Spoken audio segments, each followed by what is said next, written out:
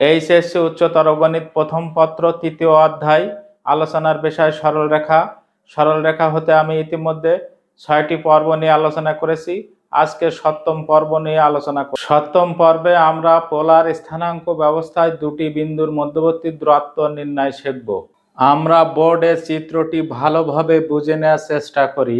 ও মূল বিন্দু, এক্স ও কিউ কোণ সমান থিটা, এক্স ও পি কোণ সমান θ1, তাহলে পি ও কিউ কোণ সমান θ2 মাইনাস θ1। এখানে ও এক্স হলো আদিরেখা, এখানে ও মূল বিন্দু এবং ও এক্স আদিরেখা। ও এক্স আদিরেখার সাপেক্ষে পি বিন্দু r1, θ1 ও কিউ বিন্দু r2, θ2।